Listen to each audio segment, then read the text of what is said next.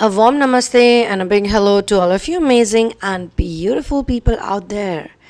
I hope you guys are doing well and having a good time doing inner work, feeling more peace. More and more peace comes to people who do inner work, and more realizations. They get more relaxed. Unnecessary thinking they don't do. So, here in this channeling session, I'm actually able to sense a very strong energy around you, whosoever resonates with this. At the moment, I feel that you're surrounded by someone who has a pattern or a habit of being negative. So, maybe this person is nice, is a good person.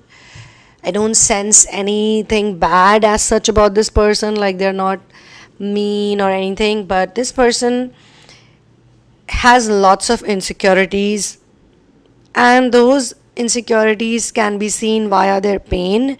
They could also be in pain, which kind of arises a sympathy factor in you sometimes, or you know this person too well and you have tried a lot, like you've tried a lot to uplift this person, but every time you try to uplift them, they say or do something which is kind of a mood killer for you. And you have also started noticing that they have a habit pattern of being negative. Like they look for reasons, they look for problems. If nothing, they will look for people or they will look for company. Bad company also has a lot of influence on us, because good people always uplift us, positive people always say things that we resonate with, and we kind of get the motivation. Like if this person is living the same kind of life and if this person is doing similar kind of things, then I must be doing something great. So they give you that vibration. But a basic characteristic of a happy person, of a grateful person, as I just said, is practicing gratitude and focusing on the good things, not focusing on the problems. Because if you focus a lot on the problems grow. Similarly, if you focus on sadness and pain and depression, and you always look at the world as a dark, grim, very bad place, then you will, like talking about whosoever feels this way, they will see those things more and more, and they will feel that way. Misery needs company. They say this, right? So this person is always looking for misery, and they look for it in form of different people. They will always look at the worst people, even if they don't like talking to someone. This person might even have confessed it to you, or probably told you directly or indirectly, that they look for people who are not their type. They look for people who are basically completely far away from how they feel.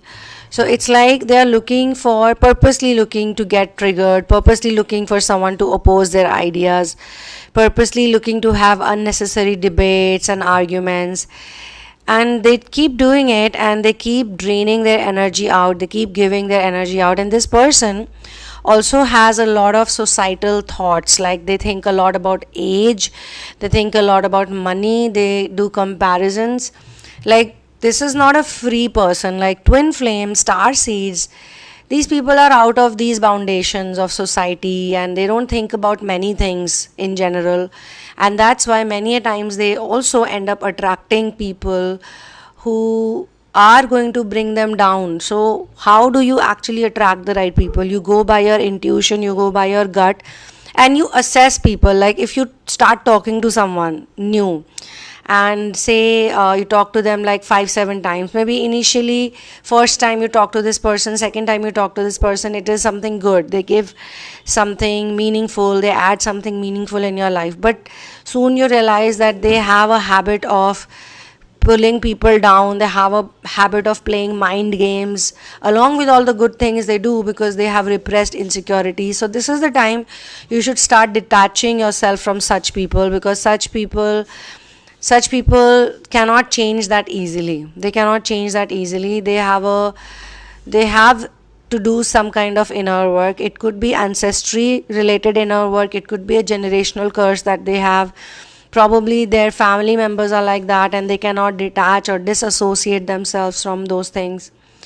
And it could be a long term relationship also that you've had with certain person, where no matter how much you try to speak to this person or how much you try to explain things to them, but they're going to continue to be miserable. They are simply programmed that way. Even if you give them like good examples or you stand by them, you support them, say you spend like 2 hours with this person, but those 2 hours are going to be only about cribbing, complaining, how everything sucks and how bad life is. And they could be, because of this, going through some issues at their own end, because they are not able to see the good things they possess. So they're not able to feel good. Most of the times they're feeling bad. So it could be a long-term association, it could be a short-term association, it could be someone who you know on and off you speak. But every time this person speaks with you, you always feel like a bit empty within. You feel like a void, and you know that it's not coming from you. It is someone else's thought and someone else's projection on you. So why I'm doing this channeling session is because there is a guidance onto this, and this is to tell you that don't take it personally. These people are non-malevolent narcissists actually. They are also narcissists. They also have an ego problem. They get sensitive too much. They're oversensitive. But they could be nice also. Like they could be doing mission work. They could be doing inner work. They could be aware, much more aware than others. So the point is that the world is not going to be perfect, and maybe God has planted these people in your life to show you something, to make you understand maybe the good things that you possess, or maybe it could be helping you teach gratitude and even patience, because you have to be patient with certain type of people.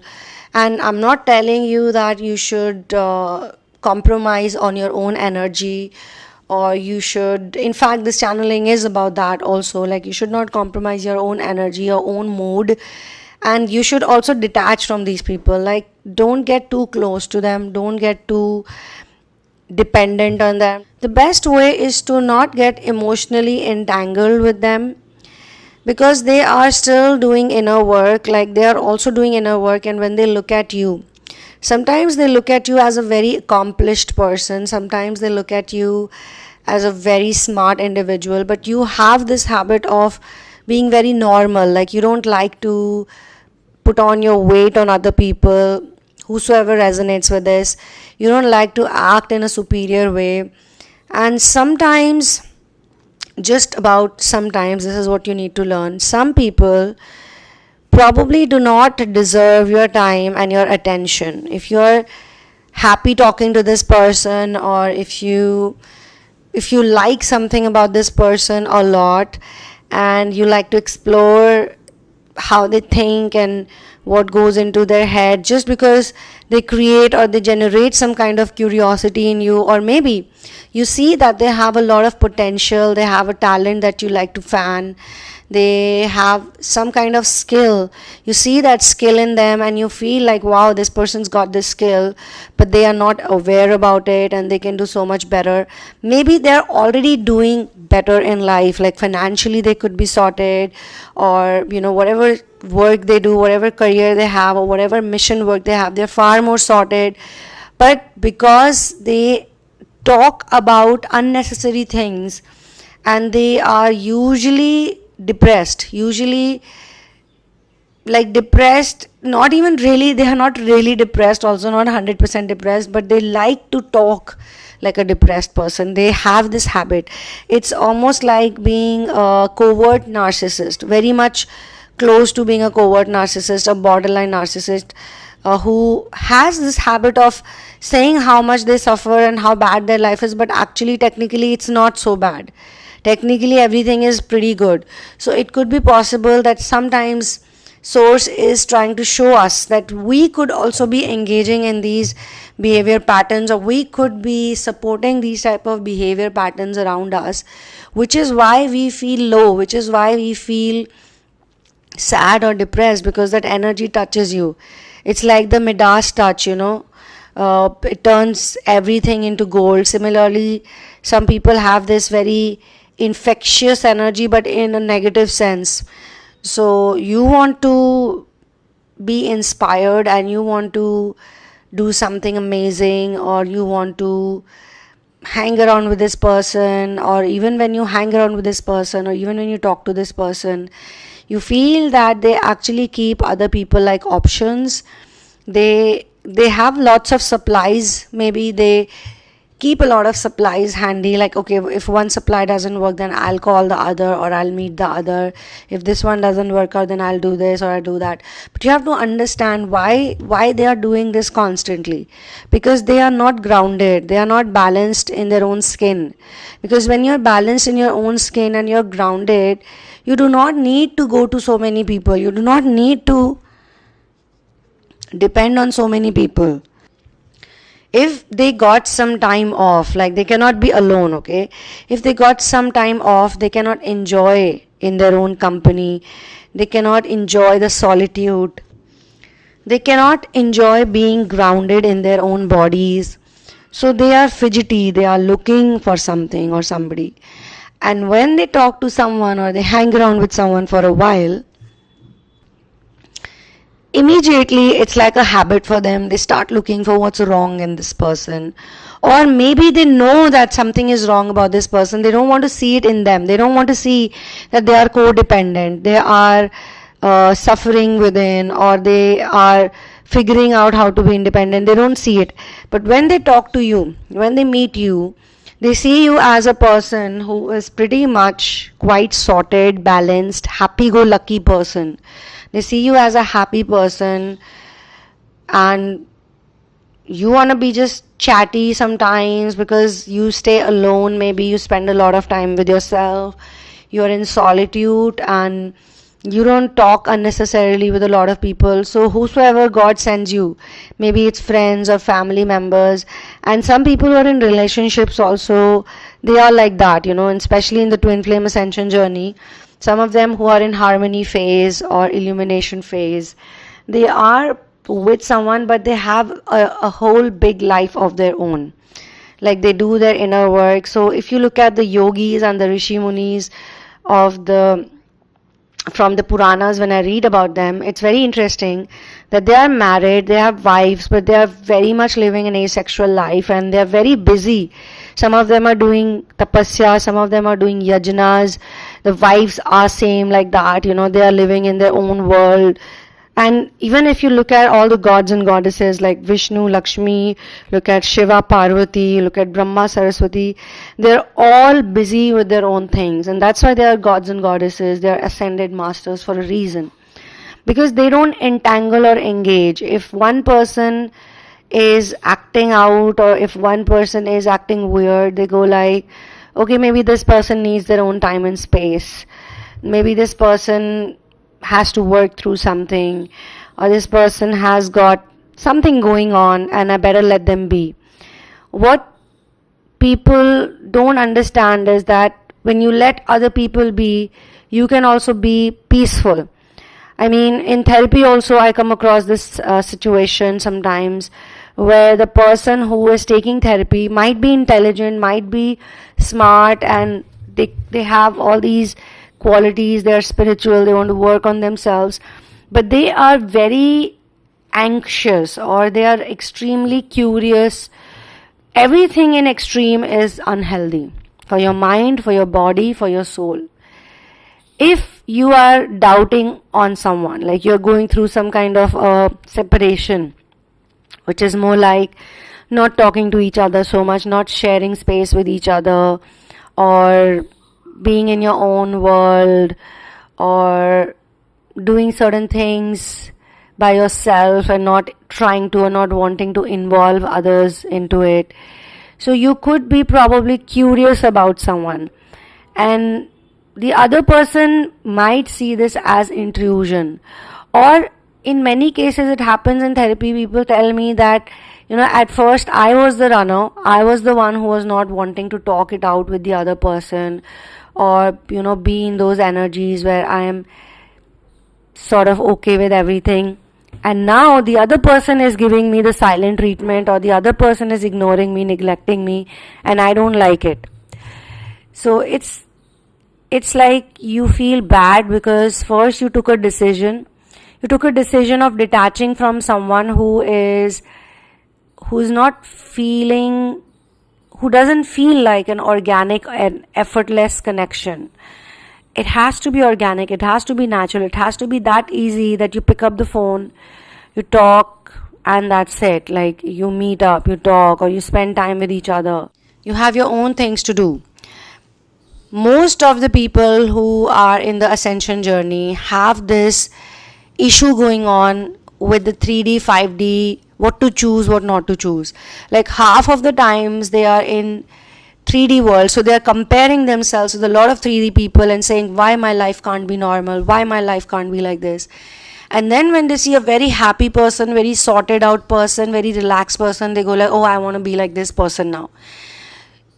It's not easy to be in 5D. You have to let go of a lot of bullshit, you have to let go of a lot of illusions, and you have to let go of the sickening kind of attachment you have with 3D. And 50% of times when you're in 3D, you're going to be connecting with people who are also very much attached and very much materialistic. Sometimes you have to hang out with 3D people, or sometimes you have to hang out with the positive 3D people also, because in the 3D reality there are some successful people, like they're very good with their family, with relationships, they're making money, and they're not dependent on anyone. So when someone is successful, at least in running their family, running their business, doing everything fine, they may not be directly doing spiritual inner work, they may not be obviously, like, it's not obvious on their face or in their daily activities that they are extremely source driven or they have certain activities, but you have to look at all the other things they are doing in life. And sometimes a lot of people are actually doing inner work while looking after family members, while looking after children. And I have seen a lot of people, they have also delayed many things. They could have delayed their marriage, they could have delayed having children, they could have delayed being that successful at a certain age. But when they do understand things, when they do reach there, when they do get to that point, then they actually manage to work things around. So it is good to talk to such people also. As I just said, that misery needs company. Similarly, happiness also grows, or success also grows, when you hang out with the right people, you talk to the right people, you talk to successful people, you talk to people who have managed to do things that normal people cannot do, everyone cannot do, because they can also teach you a lot. And again, I'm not talking about only talking to those who have materialistically gained things, like have a lot of cars, have a lot of money, or have a lot of people, like men or women, depending on whatever their gender is around them. This is the clear demarcation that you need to make yourself. You need to actually be able to bifurcate by yourself what feels right to you, who seems more inspiring. And obviously, God is giving you a lot of people so that you can also pick up those whose energies are good. Now, this is not about having supplies, because your main source of supply is source. So when you are integrated with source, then automatically, without you realizing it, source will also send people in your life, like angels, like mascots. They will suddenly show up, they'll suddenly appear. You will feel very validated, you will feel very acknowledged by those people, you will be on the same page. And just when you're very confused and you could be taking a wrong turn, they will show up. Such people will show up and they will help you out, they will guide you in some way. And you will be surprised and amazed at how, it impacted your health and how it impacted your overall thinking pattern. And sometimes the same people who inspire you could be going through something, because the challenges, they come every day some challenge comes and you have to overcome it. You have to overcome it by simple things, like number one, not focusing too much on it, practicing gratitude, looking at the things that you have, looking at the cuteness around you, the things that are very adorable around you. People are going through some or the other challenge every day. Life is about facing challenges and being strong by simple things. You just have to do some simple things, like number one, not focus too much on the challenges, rather focus on the solving the problem. And if you feel that solving the problem is really not in your control, it's not in your hands, then it's better to let it go. It's better to leave it and totally surrender the problem to source. Like, if it's not in your control, what can you actually do? If you feel it's in your control and you can turn things around and you have like a great plan, and then maybe yes, go ahead and try it out. But if you feel very surely about it, then no, you can't do anything, you're just observing and you don't have any ideas, then the best way is to surrender. And once you surrender, you will realize that that's actually the right thing to do, the best thing to do. So you can learn a lot from people, different types of people, whether they are in 3D, whether they are in 5D, whether they are themselves going through some pain or challenge. Sometimes people who are in pain can give you a lot of wisdom because they are battling it out at that point in time. So they are probably trying and experimenting a lot. They could be having some ideas. So this channeling is actually focused on whosoever resonates with it. And you are surrounded, or you come face to face, or maybe you are getting impacted by someone. Maybe it is someone you got close to soon, or maybe it is someone you're having a hard time letting go for a long time. Whatever it is, you got to be like the lotus in the pond or in the lake or in the water. You could be surrounded by many things, but it should not impact you. It could be possible that these episodes or these situations are sent to you for a reason. Not it could be possible. I think very surely I feel this way, that everything that happens around us, everything, it's not a coincidence, but every day is different. Every day is different for those who are doing inner work, for those who are trying to figure out unconditional love and practice unconditional love. One thing is to practice whatever spiritual stuff you have going, because some of the people are actually in kind of waiting energies. They could probably be in separation, in no contact, but they are very much sure that this is it, like this is their life. There is somebody in their mind and they feel that it is definitely going to work out with that person. It is definitely going to be all right with that person. Someday or the other, this person is going to approach them, and they've probably spent 3 years, 4 years, 5, 6, 7, 8 years, maybe, waiting for that person. Now, I have nothing against those people, but all I feel is that even if you're waiting for someone, you should do it with a big smile on your face, and you should be detached even with the result of whatever this waiting is going to bring to you. Because most of the times you're anxious, people are anxious because they are waiting for something to happen, like a result. They're looking for something, and when it doesn't happen, they usually feel sad. And it also happens because they're testing it out. So waiting is not easy. Waiting is, for a lot of people, a very difficult thing to do. They have sacrificed a lot, but waiting for someone in a bitter way is not going to work. So we got to let go of that anger or that bitter feeling. Or some of the people have written to me many times that I will never forgive whosoever they are connected with. I will never forgive them. I will never go back to them. I hate them. And I always tell people that forgiveness has got nothing to do with the other person. Forgiveness is a very personal thing. It makes you feel good, and only when you try things out, because that point, that juncture itself is very hard to overcome.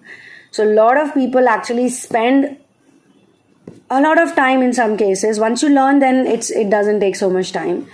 But they spend a lot of time because they are not able to forgive certain people or certain situations, even certain places. And it starts creating a lot of pain in them. Sometimes it's a physical pain also. Sometimes it is some kind of stress that keeps hovering around them. But once they forgive, they realize that it is much more peaceful for them. Maybe the other person has done a lot of mean things, evil things, bad things to you. and you are holding on to it because you're not forgiving that person. You're saying that I'm not going to let go of this person. By not forgiving this person, I'm also going to remind myself how horribly they treated me. So when you're constantly reminding yourself of how horribly someone treated you, you are also reminding yourself to be in that same pain, in that same anger. But if you say to yourself that, see, whatever has already happened. I mean, you cannot change the past. It is already gone and it is done with. You cannot bring it back. Even if you have billions of dollars, you cannot bring that thing back, that past which is gone back. So what is the point of holding on to something which you cannot bring back? If you let go that person, you don't want to say that, oh, this person must have made a mistake, or this person was programmed, or this person was this or that. You don't want to say it. A lot of people don't want to say those things because then it's like taking away from them that emotion which is associated to that pain. Like, their pain is obviously valid. Your pain is valid. Your pain is real. You have gone through that pain. Nobody is denying that. Nobody is saying that, oh, come on, it's just nothing. And sometimes people get triggered also. They say, oh, you don't know what I've gone through because of this person. You have no idea what this person has put me through. Okay, maybe someone doesn't have the idea. But you have the idea. You know what it was like to be in that place where you were betrayed, or you were cheated, or you were lied to. But if you keep holding on to it, it's not going to help you. It's not going to help you in your case, because it will further imply, or it will go on implying, that you are unworthy of love, or you are unworthy of change. So you are worthy of change, and you just have to forgive that person. Like, verbal forgiveness is not important over here. Verbally you forgive people. Personally also, you don't have to call them up and say, listen, I forgive you. I mean, why would they even accept it if they are so mean to you? Like, they won't say, yeah, I'm sorry I did this to you. A lot of people are looking for closure. A lot of people are looking for an apology from the person who troubled them or emotionally damaged them, abused them, treated them badly.